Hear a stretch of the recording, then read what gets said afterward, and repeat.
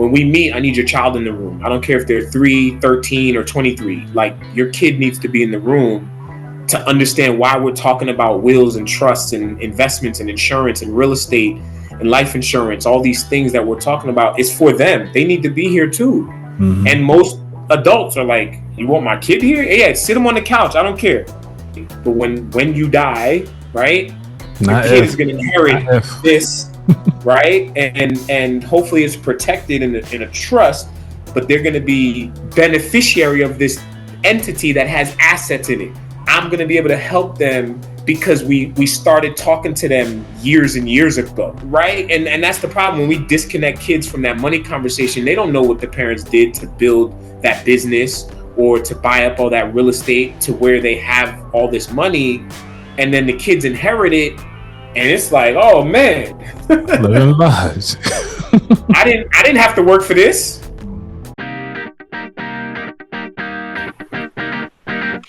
Welcome everybody back to another exciting show of the About That Water podcast. And yes, I say exciting because I know it's exciting because I always want to be exciting, and you're excited to be here with me. I'm excited to have somebody here who is really excited to helping communities of color help understand how they can build wealth and utilize the right tools and strategies to keep it in their families for multiple generations. And his name is Chike. How you doing today, Chike? I am blessed, brother. Appreciate you, man. I'm glad to be here. I'm honored and I'm humbled and I'm ready. Hey, let's go. So, obviously we talk about the people of color. It's usually the communities that we grew up in, not so much that we are a different color, but I always say like the communities really help mold most of us into who we are today. Yeah. Yep. And I agree with that. Yeah, and talking finances was really tough. And usually it was like, hey, stay out of grown folks' business. Hey, this, like I said, in my community, that's how I was growing up. You get popped in the mouth right quick. You need to go there and play with the kids. We ain't talking money right now. Yeah, it's adult business. and you know what? I truly believe, thank God for my pastors to help me understand that our parents did what they could, what they had, and their parents did that to them. They did that to us. And so it's almost like, okay, that they did that. I know now, I could have learned earlier because they do it. They talk about it at a young age, My thing is, I have no problem with telling a kid, no, you can't have that, or no, we ain't got it. That's it. Then let's take the next step and let's sit down and explain to them and show them why we ain't got it. Now that part is usually skipped. And I think that's where we're missing the connection, helping kids understand like, okay, well, these are the family bills. This is our rent or mortgage. This is our food bill. You and your sister eat a lot. This is our transportation. This is what me and mommy bring home. And after all said and done, what's left, we give, we tithe, we try to save it. And what you're asking us for, let's call it PS5 or something, PS6, whatever number they on, $1,000. Yep. And that's more than what we have left at the end of the month. So how do you propose we give you this? We want you to have it. We love you, but we ain't got it. And this is why we ain't got it. So I think, and then now you're giving that child the knowledge of, okay, wow, my parents make money, but they are paying for a lot of stuff. Yeah. And wow, me and my sister do eat a lot. And wow, like things like that. And now they can back off and say, you know what, I ain't gonna ask y'all for nothing ever again. Or next level is, well, mom and dad, is there something I could do to help bring money into the house? That part, yeah. Do I need to get a foldable table and some chairs and some plastic cups and some lemons and a pitcher? And do you need me to go out and bring $60, $80 into the house? Mm-hmm. You want me to go pick up the trash for the old folks, the senior citizens in our community, and they give me $5, $10 each?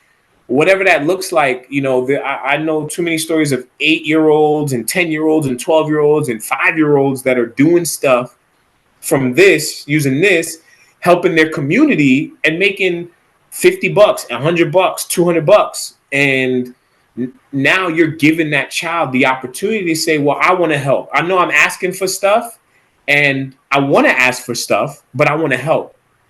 Yeah. We're robbing them of that when we're just saying, like, no, we ain't got it. Go over there. And usually you can tell the difference between if the parents actually had that conversation than the ones that don't. Absolutely. Because if the ones that had that conversation, you'd be like, you know what? Oh, your shoes are dirty. Nobody cares about your shoes or care about your appearance because they already had that problem. It's like, oh, well, that family had other things that's going on that we don't understand. Right. So they actually, and some people don't allow the children to actually have those conversations. They understand. I mean, I was a teacher. Like, like in the background. Yeah, they know. And they know when their parents are stressed about money or feeling anxiety around money. They know that. They can feel it. So when you try to hide it, they already know. Don't try to hide it. Like, talk about it. And now you're creating an environment where they feel like they can come to you for other stuff, about other stuff that ain't got nothing to do with money. Right. And I wish my parents had did that. They didn't.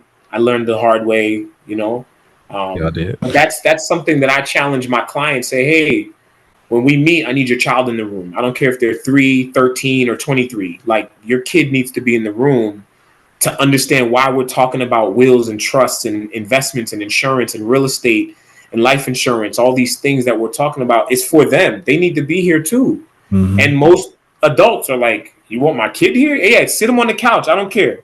Like, take me off Bluetooth, put me on the speaker, and let's have a family meeting.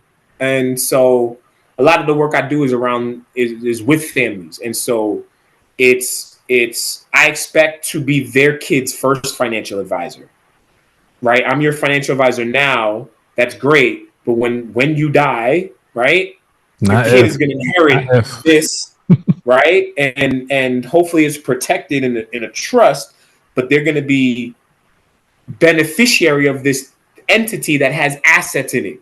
I'm going to be able to help them because we started talking to them years and years ago. Right. So they know the work that you've done to accumulate and amass this wealth. They're not just going to blow it on a penthouse and a Ferrari, right? And that's the problem. When we disconnect kids from that money conversation, they don't know what the parents did to build that business or to buy up all that real estate to where they have all this money, and then the kids inherit it, and it's like, oh man, living lives. I didn't have to work for this. Mm-hmm. I've been eyeing that Ferrari for a minute. Let me. And the cool thing about that is, like, you can tell how people operate with money when they get it for free versus the ones that they work with it. Because look at the stimulus check when everybody got that joint. Man, like college refund checks, bro. Yeah. Downtown Newark, New Jersey, there was a certain point where the spring hit, got refund checks. Everybody downtown at Dr. J's getting the jerseys and kicks and like, we know, that's what I spent my first credit card money on was throwbacks. See, the first thing I would put my credit card money on was rings. I had a lot of pinky rings. I just like pinky rings. Nice, like Praz from Fuji's. Right, that's crazy. So you're talking about the bringing on these different tools and everything like that. So let's break it down a little bit for some of the parents that are listening right now. What tools can they do, or conversations should they start having with their kids at this point? I mean, honestly, I think when a kid starts saying stuff like "gimme" and I want and mine, I think that's a pretty good time to start talking to them about, this ain't free. Like, me and your daddy, me and your mommy got money. You ain't got no money. You ain't got it. Right? But let's talk about ways that you can use your gifts, whatever those gifts are, to bring some money into the family, or just bring money into your own pocket. You make your money, and then you ain't got to spend it. You can save that. But we see that talking about the bills, talking about the household expenses, right? Talking to showing them what comes into the house, where does it go, and what's left at the end of the month. Now they probably won't ask you for that $1,000 thing or that $500 thing when they see we only have $1,000 at the end of the month left, and we need to, and that's not included. We ain't even buy groceries, whatever, you know. Yeah. So I think having them included in the household bills and expenses conversation is key at as early an age as possible. And then I have a book that is, where did I put it? I have a book that helps parents with that, exactly that, and it's called The Teen's Guide to Wealth.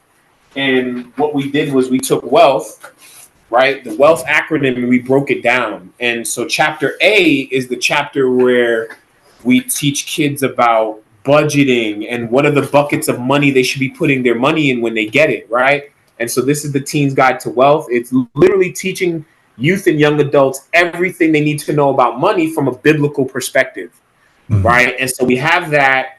We also have a version for schools and folks that are not okay talking about God, okay? Yeah. And I think using this as a resource takes the pressure off the parent feeling like they have to know everything about budgeting, saving, investing, and all these things. It takes the pressure off the youth pastor or whoever that feels like they need to know all these things about money. And I think with parents, man, it's just do a little bit. Just do a little bit. Just you know, like I said, bringing them into those money conversations in the house. Just start with that, and you'll see. And yeah, they're gonna ask you a lot of questions, but you want them to, because kids want to know stuff. They're like sponges. You know, they want to. Oh, how much? Okay, what do you do for work, mom and dad? Like, I don't even think some kids know what their parents do.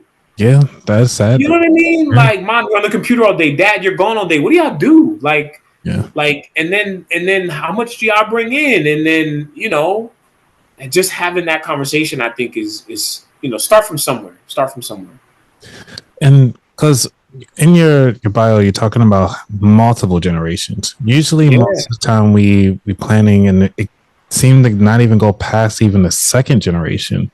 So how are you getting beyond? Like, what tools should parents or even families as a whole start learning about these other tools to get them to multiple generations to last the finances? So the first thing that I work with families on in talking about multiple generations is their mindset, right? You have to have the mindset that you're being a good steward of these resources. They're really not for you. They're really for future generations. And so that's the start, right? You have to believe that you are entrusted with these resources to help others, but also to pass it on to future generations. The wise man leaves an inheritance for his children's children. They're not just talking about money. It's wisdom, it's knowledge, it's education, it's all those things, right? It's the spirit of going to get it and building something from scratch. And then, of course, there's two main tools that families like the Rockefeller have utilized to, I mean, they're like 6 or 7 generations since he died, right? Mm-hmm. It usually takes 3 generations to wipe out a family fortune.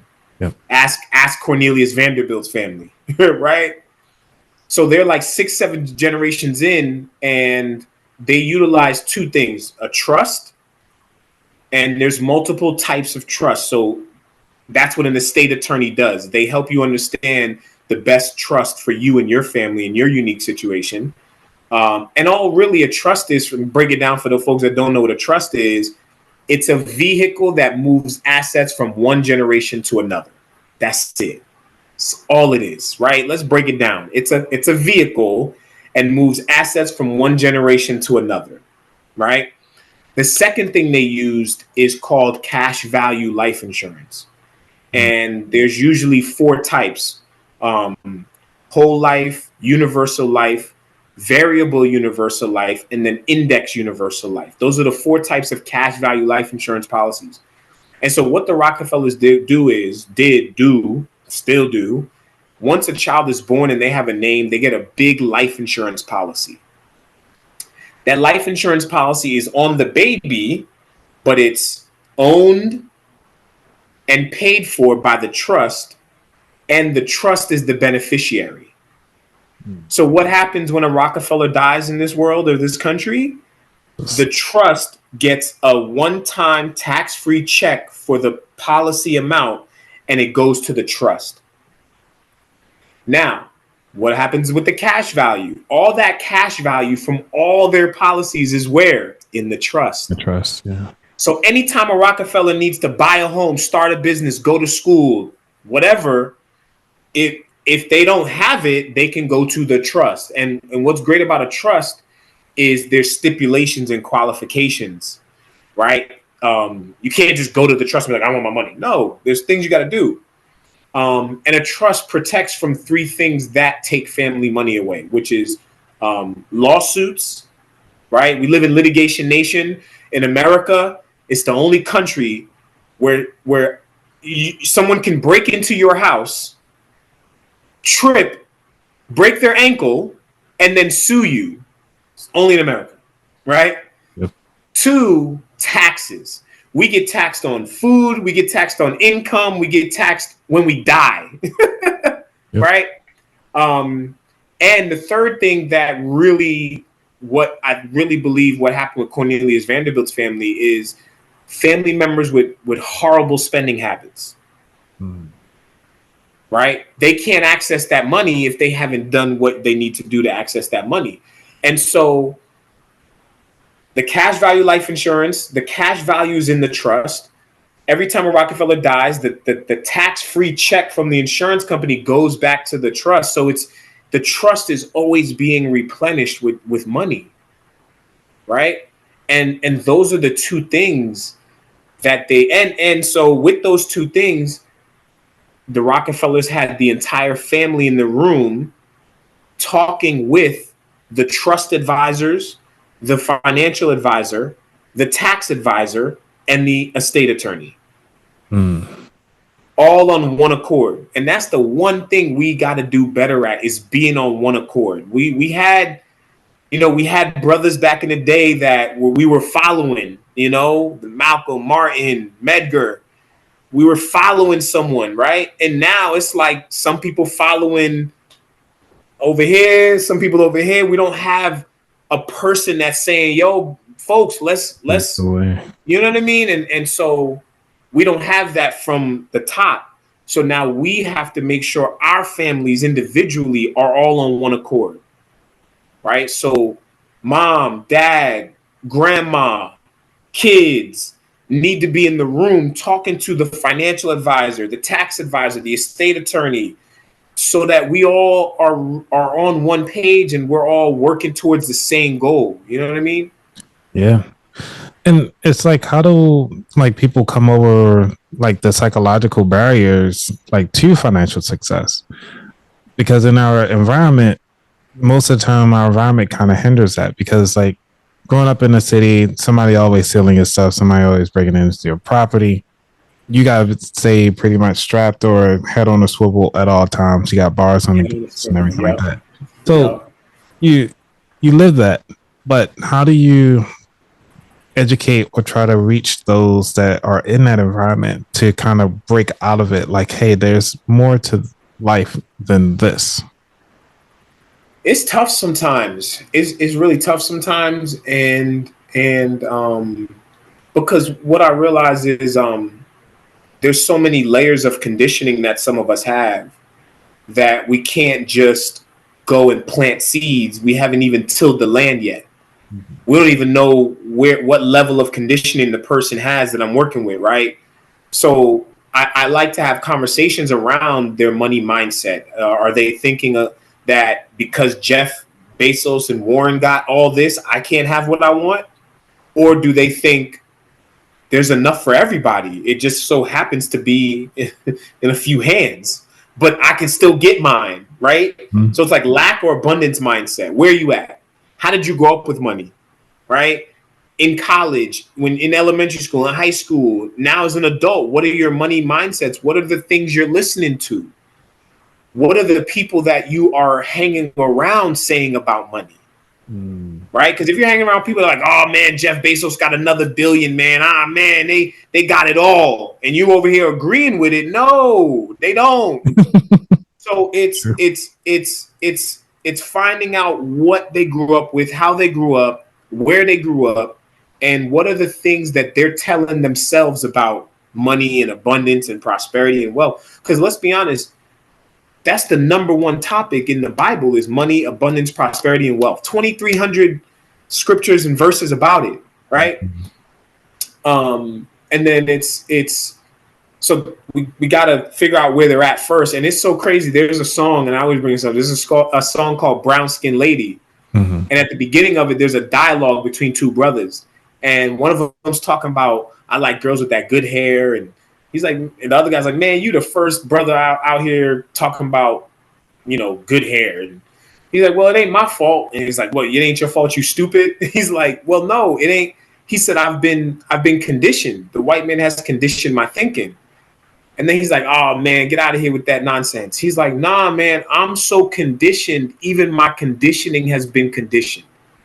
Wow. When you think about that, bro, how many people are 30, 40, 50, 60 that have been conditioned so much to believe that you ain't nothing, you ain't a full man or a full woman, you'll never have what you desire. And then watch this. When we think about the movies that are out here, right? When we think about the wealthy person in the movie, why are they always the villain? Yep. Why is the wealthy person always the greedy person that's rock? And so we've grown up not only watching it on TV thinking, nah, I never want to get wealthy, man, because I'm gonna be bad, I'm gonna be greedy. But then the people we grew up with, oh man, you trying to be better than us. Oh man, you trying to act different now. Like you want money, that means you a bad person. That's a lot. That's a lot of conditioning that we're seeing, we're hearing, and then we're saying it to ourselves. It's so much, man. And so sometimes I don't end up working with clients because they can't get past that, right? And then E.T. the hip hop preacher, Dr. Eric Thomas says this a lot. He's like, man, it's not your fault if you fall down or you get knocked down. But if I come back a week later or a year later and you're still on the ground, that's your fault. Yeah. And so I want to say that granted, there's a digital divide. Everybody's not connected, right? But with so many different podcasts like yours and even like Steve Harvey on the radio talking about money and wealth and abundance, there's so much media and stimuli that at some point, if you want to learn, you have some way of learning it for free, even if it's on YouTube at the local library, if you still got one of those, right? If there's a library in your neighborhood, you can go on a computer and use YouTube and look up wealth affirmations and wealthy people, how to get wealthy. There's so much information more now than there was when we were younger. I almost feel like you gotta want it first. And once you decide you want it, then you can, you know what I mean? Then you can go find it. But like if you still listening to these rappers that ain't talking about nothing and just flashy things and all that, then you probably are not the type of person that is ready to think abundantly that you can have it. Yeah, they got it, but I never have it. They want us so tired from the end of the day and doing whatever we're doing that they don't want us to go home and plan. They don't want us to go home and dream. They don't want us to go home and write that business plan or create that business idea or read that book that's going to help you get ahead. They don't want us to do that. Right. And granted, there'll always be employees and entrepreneurs because we can't have employees if nobody's starting businesses, and we can't have businesses and nobody to run them. Right. So that we need both. Yeah. But I think there's a difference, Uncle Myron, Dr. Myron Golden. There's like a talent is something we're born with. A skill is something that we can acquire. Yeah. Right. So we all have talents. We all have a gift that was in us before we were born. But then we can all acquire skills that can help us make a lot of money. And I think that's the part. One, people don't want to use their gift or they don't know what their gift is. You know, hint, hint. It's probably something that people tell you do really well, and you don't think about it because you're not trying, because it's That's your it's a gift, gift. right? It's my gift. I don't know how I just did that. I don't know how I did that route. I don't know how I organized it. I don't know how I wrote that or drew that or wrote. I don't know. I wasn't trying. Right. But usually other people see it because they don't have the gift. Mm-hmm. Like, oh my, like I just did a speaking engagement in Jersey, and got off the stage, and there was like 20-25 people in line, and I was like, yo, that's crazy. Right. Like, I didn't meet for little old me. Right. And then one of them was just like, man, I wish I could do what you do. I said, what's that? Man, you was up there for 50 minutes. You had us engaged, you had us learning, and you had us laughing. Like, I don't know. This is what I do. Like, I don't know, and so, one, we got to realize that we have a gift. All of us have something. God put a piece of his creativity in all of us, not the same type of creativity, but a piece of creativity in all of us. And that could be a business. It could be a dream job. I feel like some people need both, right? But at some point, the individual has to want better for themselves, and they have to get. There's always two things I tell a client that they need to do something. One, they have to be uncomfortable enough in their current situation to want to do something. Yeah. The second thing is they have to be comfortable enough with the person that's helping them. If either one of those is missing, they're not going to move, right? Because if someone loves me and they're like, oh, I want to work with you, but they're comfortable where they at, we can't work together. Right. And it's the same thing with the I guess they say when it comes to fitness instructors, the hardest thing for a fitness instructor, what they fighting against every day is a couch. And the couch does nothing but just sit there. But it's in their environment. Yeah. But yet it's the hardest thing that every fitness instructor has to deal with. Yeah. Yep. And so that person has to be uncomfortable. Like for me, like I was uncomfortable at the weight I was at. I wasn't comfortable having all these tattoos and no muscles underneath them. Like I was like this is crazy. So I got so uncomfortable with having no muscles under my tattoos that I was like, finally, I need help, babe. Like I'll tell my lady, I need help, babe. Can you help me gain weight? So that little chicken thing that you had actually blew up to like I got like a phoenix now, right? But I had to be comfortable with the person that I asked for help. Yes. And then I had to do the work that they told me to do. But first I had to be so uncomfortable with where I was at that I'm like, I got to do something. This is not. And whether you're on the side I was on or you're on the other side and you're trying to lose, either way, you got to get uncomfortable. Like you got to know that, like those people that like see a staircase and be like, oh man, like you got to be sick of that at some point. You know what I mean? Yeah.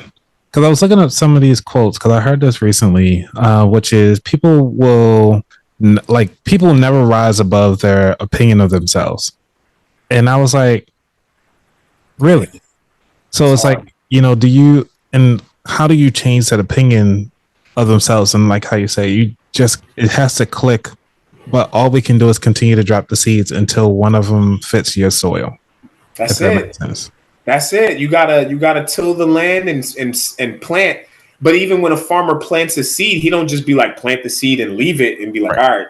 He has to keep watering it. So it's that constant, hey, motivation, inspiration, whatever it is, and then you're watering that seed that you planted in that person's head. And so, that's why I like to most advisors don't meet with their clients more than 4 times a year. And for me, I'm like, nah, like some clients need a monthly check-in. Yeah. Hey, so-and-so, if it's an email or a phone call or a text, hey, so-and-so, how's it going with that spending plan we put together? Right. How's it going with that? How's it going? Right? Anything happen? Anything you want to talk about? Right? And I think that's where people won't necessarily communicate that, but a lot of people need that. Right. And even with the checkups, provide an additional resource because you already know where their goal is going. And I think it's easier to help somebody when they know where they want to go. Yeah. and they're willing to do the work to get there. Absolutely. Yeah. I fire clients if they're not going to do the wealth work. I don't call it homework. I call it wealth work. Right. If you're not going to do the wealth work, I got that from Sabrina Lamb, World of Money, New York City. So y'all can use that, but tell Sabrina Lamb. When clients don't want to do the wealth work I give them, I can't work with you. It's not going to work. Because you reached out to me. You booked the Calendly with me. And you don't want to do the work. That means you're not comfortable with me and you don't think that what I'm telling you to do is going to help you, or you're cool where you're at. And that's fine too. Okay, cool. And I have to say, like, again, I know we talking about, for those of you who are listening or even watching right now, for the stuff that we're talking about now, it really depends on what type of risk, not even risk, but sacrifices that you're willing to make to hit those goals. You know what I'm saying? Because what you say, like, hey, you can only teach them the things that you've done, you've seen other people do, but these are the tried and true ways to get there. And they kind of follow you because you actually provide those resources. But a lot of times we don't talk about the sacrifices that you got to go through to get there. You got to So I have a client that I'm working with, and shouts to Tiffany, the budgetista. We went through her bills and we categorized them. And all I do is I focus on the ones that people are spending money on or paying for that they don't need to, right? Mm-hmm.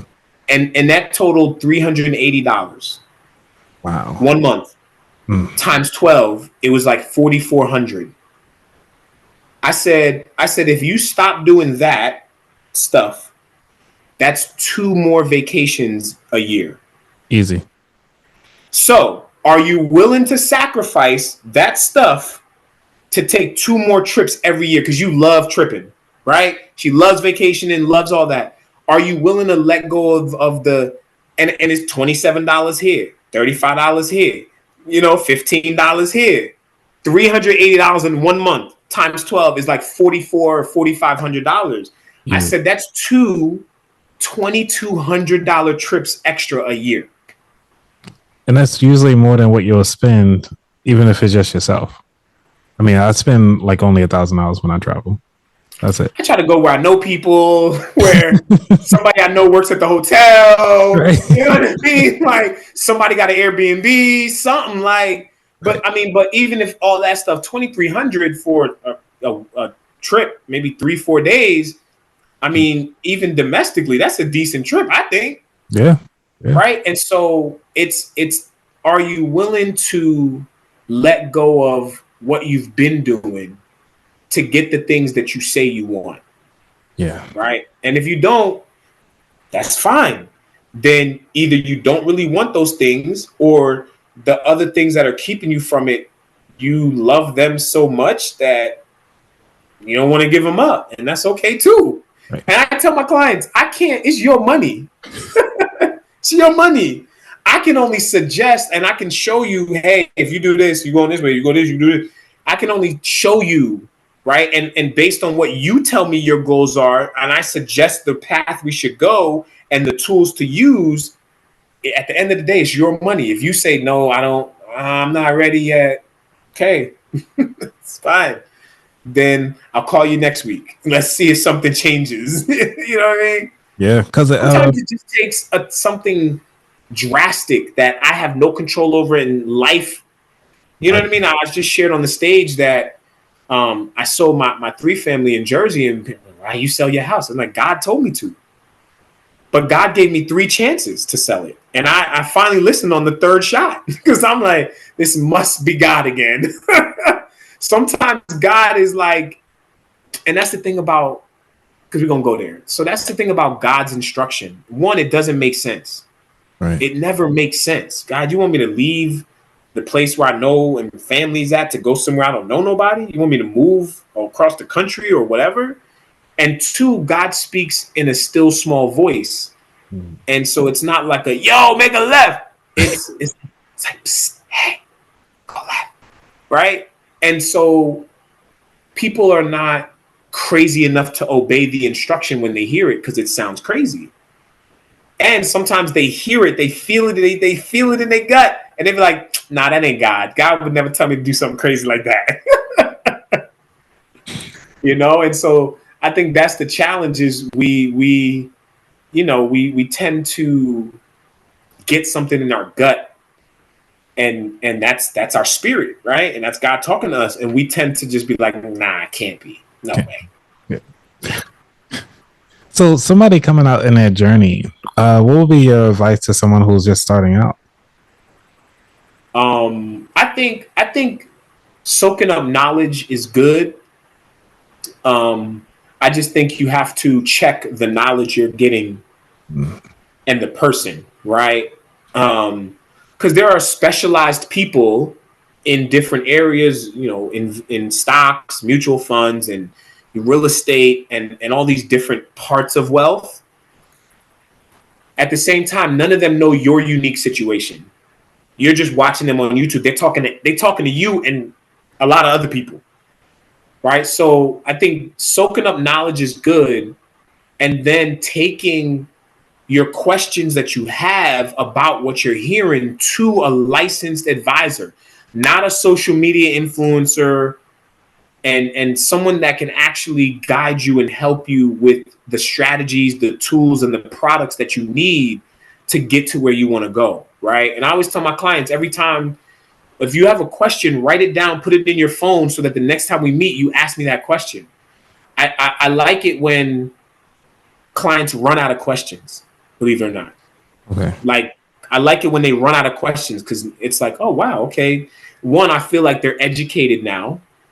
And once they're educated, and I hate to use the word empower because I'm not giving anyone power, but I do believe that someone that's educated is empowered, and someone that's empowered and educated is going to make the best decisions for themselves and their families. So my goal, educate. Oh, yeah, that person said this on YouTube. Okay, cool. Let's break it down and let's see how it applies to your unique situation. Yes. That person said you should buy a 100-unit building. Okay, well, you don't have 100-unit money. Let's talk about a 2-family or 3-family or 4-family, right? And let's start with what you have, right? Yes. Let's start with a 3 or 4 and then leverage that to get maybe another 3 or 4 or 8, and then build it up to 100. But you can't jump in the 100-unit money building when you got 100-unit money. Or even the mindset to deal with it. Because it goes back to, like you started off this whole thing, is it all depends on the mindset. It has to be, yeah. Because the environment, because even though the environment, like, hey, everybody else, my friends are already doing 100 units. Are you willing to make those sacrifices? We talked about these already, so it's actually lining up. This is great, full circle here. We talked about the mindset. You have the environment already set up, so that's great. And 3, are you make those sacrifices, and just go all in. And if you're not ready on all 3 of those pillars, or 4, however many you need, it's not going to happen. Yeah, and I like to, when they say things like what you just said, like my friend, but like I tell people, don't compare. Yeah. Everybody's journey is different. Mm-hmm. Everybody's not supposed to graduate by 20 or whatever. Everybody's not supposed to buy a home by whatever age. Everybody's not supposed to get married by certain. Everybody's path and journey is different. Walk your path, right? Live your journey. And it's cool to look at what other people have and say, oh, I like that too. Let me start where I'm at to get to where they're at. And then if I can reach out to that person and ask them how they did it, cool. But don't be like, oh man, I'm so envious and man, I should have what they have. No, you shouldn't. If you should have, you would have, you could have. You know what I'm saying? So that's the thief of joy, right? Is comparing your journey to someone else's, especially if it's someone on Instagram, TikTok. That's the worst. Yeah. So when did you, I know we talked about this offline, but I want to bring it up to light. When did you figure out your gift? Man, listen, I was really young and I used to be, I'll call it the class, not clown. I'm not a clown. I used to be the class talker. And when I learned I had a gift of gab, it was when I was able to literally get a teacher so upset and angry that they want to kick me out of class. And then I would talk them out of it. And all my friends are like, yo, how'd you do that? I don't know. Just talking. So it was effortless. I wasn't trying to necessarily get them mad, but I wasn't necessarily trying to not make them mad. I was just talking, and sometimes it just come out. And even on the basketball court, you know, I would get somebody so angry want to fight, and I'm not talking right out of wanting to fight me. Like, you know what I'm saying? Like, I realized I had this gift of talking, but it was a burden. I got in trouble for talking so much. And now it's like, hey, Chike, we need you to come talk, and we got a budget. What? You know, so it's like my friends I grew up with still don't believe I'm a paid speaker. Like, they don't believe that. Oh, wow. Okay. You know, but these companies say different. So I might have to bring you on to talk about your speaking journey and talk about your gifts to Gab. Because I know we're here to give out to the people, but now that you've given so much to the people, we definitely got to have you back on to talk about you a little bit more. Because, you know, I'd like to hear your story and actually could help and resonate with somebody else that's going through that process. So, yeah, I pray that my journey helps others and that, you know, God just uses me as a conduit to literally serve the people he's called me to serve. So I love it. And that's what I'll challenge people with. You know, I know we're about to get off, but if everyone watching this, if you can find, it's three things you need, right? If you can find the culmination of these three things, I believe you will, like, money will chase you down and try to get in your pocket. So it has to be something that you love, right? You have to love it. It has to bring you joy and happiness and put a smile on your face. I truly believe that. 2, you have to be good at it. Yeah. You have to be naturally gifted and talented at it, because those two things are not the same thing. And because I love to sing, but right, let's call it what it is. I know myself. Right. I love to sing, but it's not my gift. The third thing is what people need, like solutions to problems that you care enough about to try to solve. So if you love it and you're good at it and people need it, I believe that thing will take you to the moon, the stars, the sun, the universe. Things will align, and you won't even know how stuff happens, but like God said, he'll open up a window and the blessings start coming. And you be trying to catch them all, like, oh my God. Like, you know what I mean? Like, when you love it, you're good at it, and people need it. Now you're doing what you love, you're doing what you're good at, so it's effortless. But now you're serving God's people, right? And so that for me is my challenge for everybody. Go home and make 3 lists. Make a list of things you love, things you're good at, and things and problems that you see that you care enough about to solve. Meditate on those 3 lists. And one thing will pop out of those 3 lists, and that's the thing you should go do. Awesome. So these last, this is the last segment, really. Well, let's do the third segment first, which is, because this is personal for you. So what skills or habits do you feel is going to take you to the next level? I would say consistency in doing the things I don't want to do. I don't like recording. Like, I like doing stuff like this. I love talking to groups of people. But when it comes to me, like recording a video for like YouTube, I don't know why. It's just not my thing. Like, I could talk, like if I'm talking to a group of people or like an interview or something and there's a camera on, cool. If there's just me and a camera, it's different. And I don't know why that is. It's just different for me. Yeah, I get a little, like I have like a little person or bear or something like that. Something stuff that you can just put something behind the camera. Yeah, something behind the camera. Yeah. I'm gonna do that. I'm gonna try that. And that for me is that's like the one thing in terms of doing those things that I don't necessarily want to do, like weekly emails, right? Like, I've gotten better at it, but like I do it at like 4:00 and it's scheduled at 7. You know what I mean? So like, so stuff like that. All right. So the final 4 questions of the show. Are you ready for them? Yes.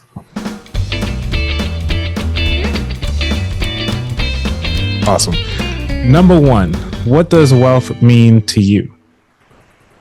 For me, wealth means having a healthy mind, a healthy spirit, a healthy body, and having enough resources to do whatever you want without having to ask anybody for permission.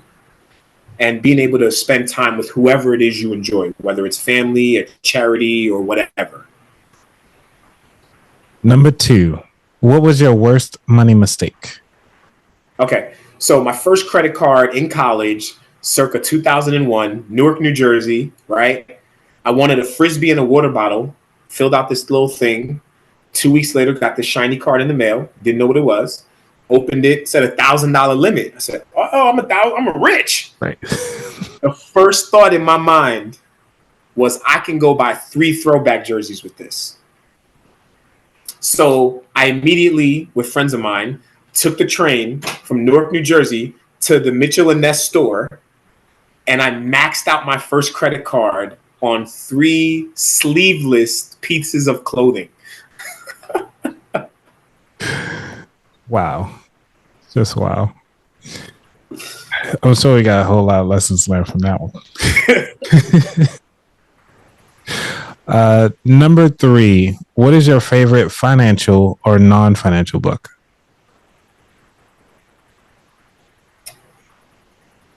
The 4 Agreements. Yes, I heard about that book. Yeah. Okay. What do you like about it? Why's your favorite? It's just a reminder. The biggest thing for me is, like, don't take things personal. Like, people do stuff, it's not because of you. And I used to, like, take a lot of stuff personal. Like, if somebody wouldn't go at, like, a green light, I'm like, yo, like, they're doing that because of me. But that's one of the agreements, is, like, don't take things personal. And so for me, that's a big thing I get from that book. So yeah, I love that book because it helped me mature, just myself. All right. Number 4, what is your favorite dish to make? Man, my baked ziti, bruh. My baked ziti is world famous. Are you serious? World famous? I'm so serious. And if you knew the ingredients I use and how healthy they were, after you tasted it, you wouldn't believe me. All right. Yep. Yeah, I need to see a picture of it though. You can see a picture. I mean, the picture is not. You gotta have a spoonful of it. That's the thing. You gotta have a spoonful of it. The picture is gonna look like every other ziti. I promise you. Okay. It's gonna look a little bit like the not burnt cheese at the top, but it's gonna look a little bit, and it's gonna look, it has some meat in it, and I put the mozzarella and the Parmesan in it. But man, when you taste it, it's gonna be so good. And then when I tell you it's this type of pasta and this type of that, you're gonna be like, man, it's good and healthy. I'm at that point in life where I'm still gaining on purpose, right? Gaining weight on purpose. Mm-hmm. And so I like to eat things that are good for me, but also taste good. So yeah. Just like your finances, don't sacrifice the good stuff, right? Right. I like that. Very last question of the show, which is, where could people find out more about you? Man, if you put Chike Uzoka into Google, I'm like the first 21 pages. Wow. My Instagram is at Chike_Uzoka. The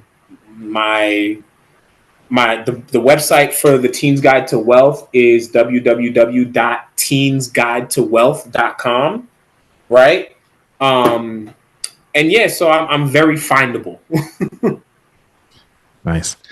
Well, Chike, it's been a pleasure having you on the show, man. I wish you the best in everything that you do. I know you're definitely a blessing to so many people that are out there that's listening to your voice at this moment in time, and even as you go forward in life. Just want to thank you so much.